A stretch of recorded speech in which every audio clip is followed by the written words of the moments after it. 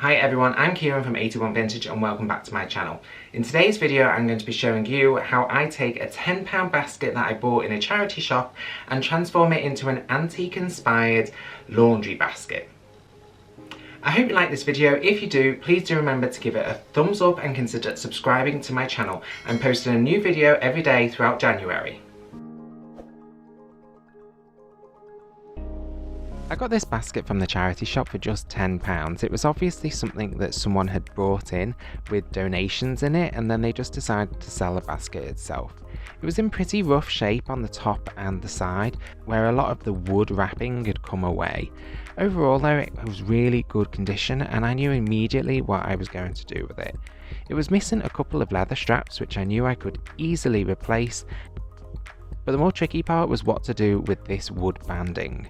So I decided to trim it up because it was a little bit raggedy on the ends, and then secure it in place with good old super glue.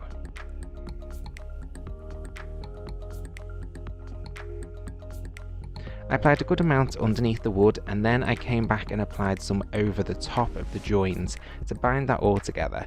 It did really stick well and it's held really nicely. I hate using super glue for stuff like this though, because it always gets on the end of my fingers and my fingernails, and it just drives me mad picking it off for days. There was a little bit that was missing, so I pinched that from the top and then filled in that area, and once I was finished you couldn't even tell that something was missing from that bit.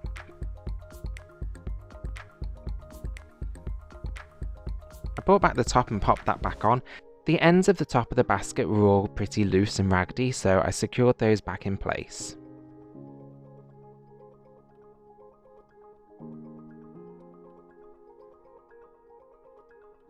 Then I gave the front of the basket a quick sanding with some sandpaper just to see if I could make it look older, but it didn't really work that well.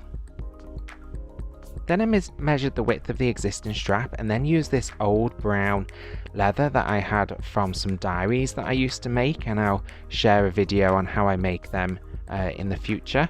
And I just cut some straps that were the same width as the originals. Then I trimmed the ends so that they had a nice point, and then distressed them with some sandpaper just to make them look a little bit older.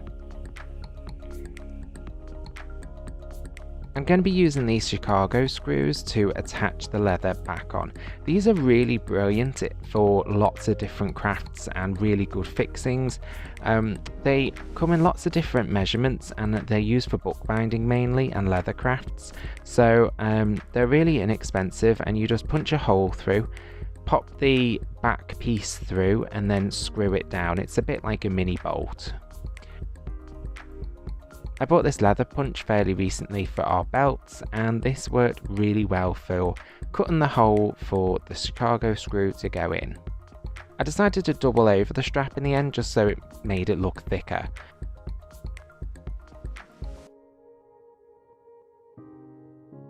Then I measured roughly where the holes should be for the buckle, popped a couple in, and I put 3 holes in and then closed it properly, and they looked really nice and natural. I'm really pleased with them.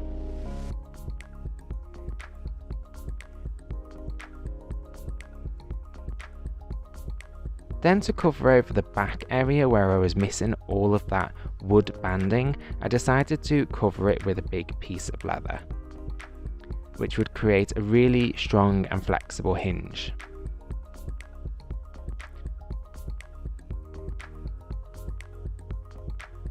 I cut the leather to size, and then I had to avoid these straps because this is how the basket was held together.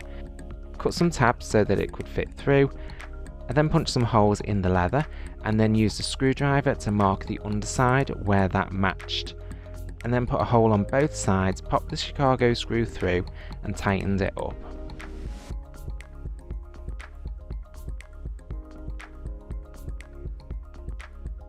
When I saw this basket, I immediately knew that I wanted to turn it into an antique inspired laundry basket.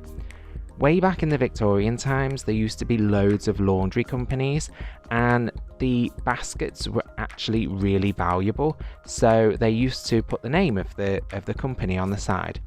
So I created this design on Photoshop and then printed it off on acetate paper and then used my overhead projector, just like in the ye old vintage days of school, to blow it up big on the side of the basket. And then using some black acrylic paint, I decided to hand paint in the areas. These baskets were usually quite rough, so it didn't have to be super precise.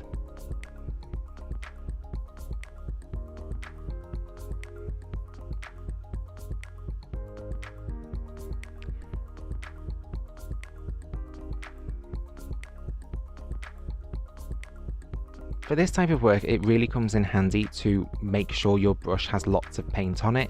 So I normally get a plate or something flat and just rub your brush over that paint and really work it into the bristles, because that will help it go on a lot smoother.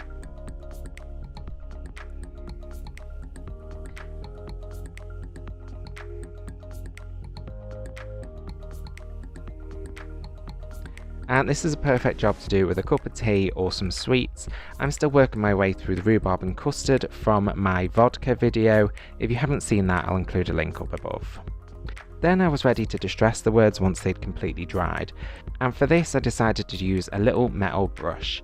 These are super inexpensive, you get 3 for £1, and they're just really convenient. Rather than using sandpaper, which is difficult to get in those nooks and crannies, this really gets in there and works well. The old baskets would have had loads of age and wear to them, so I wasn't worried about taking off lots of paint. When you're up close, you can't really see the word that clearly, but when you step back, it really is obvious what it says.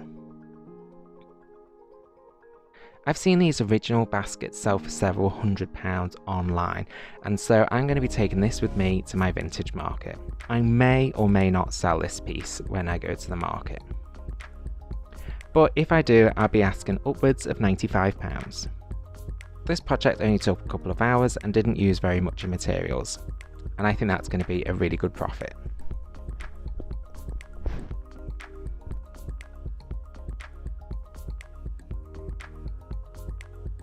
And this is how it came out. I think that wording looks really good, and actually it looks really original.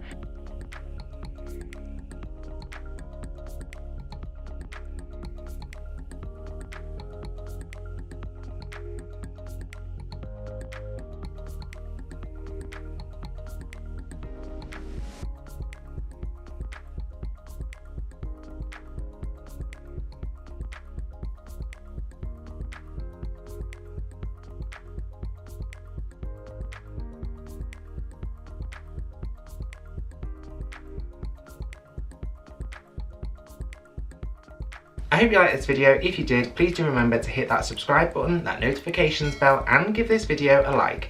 I'd also really appreciate it if you could share it with anybody who you think might enjoy my content, because I'm really trying to get my channel to grow.